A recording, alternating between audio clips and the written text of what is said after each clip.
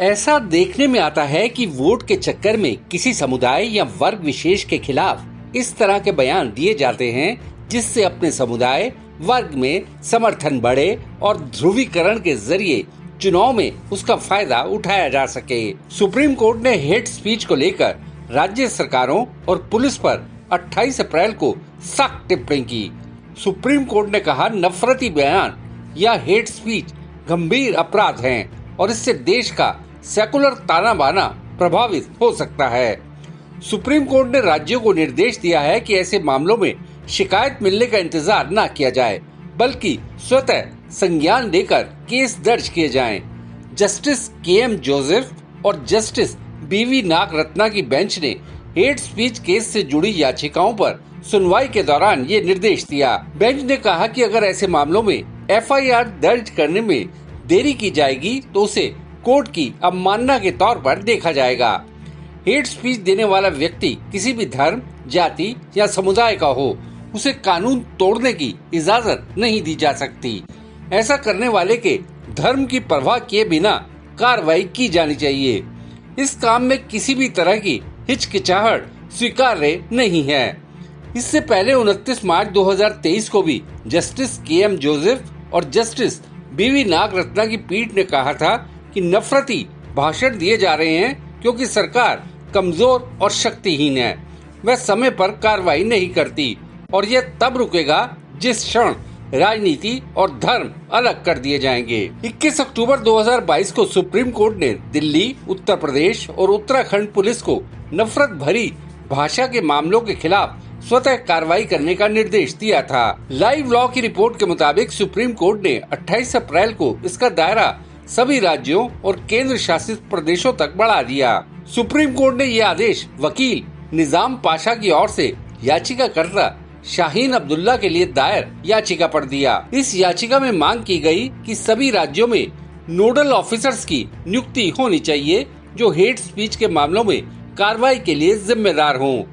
Supreme court की bench ने पिछले आदेश में कहा था, संविधान भारत को एक सेकुलर राष्ट्र और भाईचारे की भावना के तौर पर देखता है, व्यक्ति की गरिमा सुनिश्चित करता है। संविधान की प्रस्तावना में देश की एकता और अखंडता का मार्गदर्शक सिद्धांत के नाते साफ उल्लेख है। जब तक अलग अलग धर्मों या जातियों के सदस्य सद्भाव से रहने में सक्षम नहीं होंगे, तब तक भाईचारा नहीं हो सकता। सुप्रीम कोर्ट के रुख से महिला रेसलर्स को इंसाफ की बंधी उम्मीद। दुनिया भर में तिरंगे का मान ऊंचा करने वाली देश की महिला पहलवान दिल्ली के जंतर मंतर पर धरना देने के लिए आखिर क्यों मजबूर?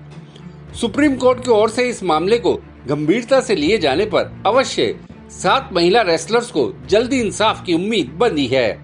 इन महिला रेसलर्स ने सुप्रीम कोर्ट से एक याचिका में भारतीय कुश्ती महासंघ के अध्यक्ष और बीजेपी सांसद ब्रिजभूषण शरण सिंह के खिलाफ एफआईआर दर्ज किए जाने की मांग की थी।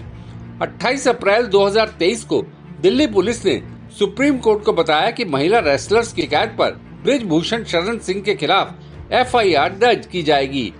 Chief justice D.Y.. चंद्रचूड़ और जस्टिस पी.एस. नरसिम्हा की बेंच को भारत के सॉलिसिटर जनरल तुषार मेहता ने दिल्ली पुलिस के ताजा रुख के बारे में सूचित किया।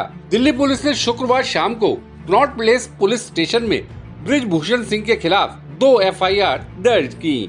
पहला केस एक नाबालिग पीड़िता की शिकायत के आधार पर पॉक्सो एक्ट के तहत दर्ज किया गया। वहीं दूसरी एफआईआर एक अन्य महिला पहलवान की शिकायत के आधार पर दर्ज की गई। दिल्ली पुलिस ने दोनों केस की जांच शुरू कर दी है।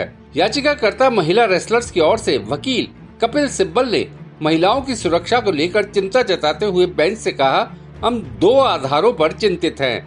नंबर 1 सुरक्षा और दूसरा उनके यानी ब्रिजभूषण सिंह के खिलाफ 40 मामले हैं। मैं आपको उसकी सूची दूंगा। कपिल सिब्बल ने एक नाबालिग लड़की को खतरे की आशंका के संबंध में सील बंद कवर सौंपा। बेंच ने आगे दिल्ली पुलिस को खतरे की आशंका का पर्याप्त आकलन करने और नाबालिग लड़की को सुरक्षा प्रदान करने का निर्देश दिया।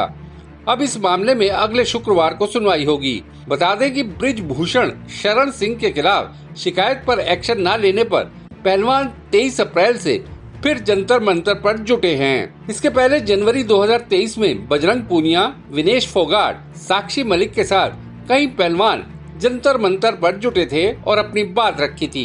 हालांकि तब खेल मंत्रालय के हस्तक्षेप के बाद पहलवानों ने अपना प्रदर्शन वापस ले लिया था। पहले की तुलना में पहलवानों के विरोध प्रदर्शन में एक अंतर ये है कि पहले राजनीतिक हस्तियों को मंच पर आने की इजाजत नहीं दी गई थी, लेकिन इस बार ऐसा नहीं है। सभी विरोधी दलों के नेता जंतर मंतर पर जाकर पहलवानों को अपना समर्थन दे रहे हैं। Slog over. मक्खन के केबिन से उसकी खूबसूरत सेक्रेटरी गुस्से में बड़बड़ाते हुए बाहर निकली। स्टाफ में उसकी एक सहेली ने पूछा, अरे क्या हो गया? सेक्रेटरी, कमबख्त पूछ रहा था कि शाम को फ्री हो। सहेली, तो फिर? सेक्रेटरी, जब कहा कि हाँ मैं शाम को फ्री हूँ तो 100 पेज टाइपिंग करने के लिए दे दी। देशनामा के लिए खुशदीप सहगल की रिपोर्ट। आपको ये वीडियो कैसा लगा, या अगर आपके दिमाग में कोई सवाल है तो कमेंट बॉक्स में जरूर बताइएगा। वीडियो पसंद आया तो लाइक शेयर करना ना भूलिएगा। आपने देशनामा को सब्सक्राइब और नोटिफिकेशन के लिए घंटी वाला बटन दबा ही दिया होगा। फिर मुलाकात होगी आपसे, तब तक के लिए नमस्कार।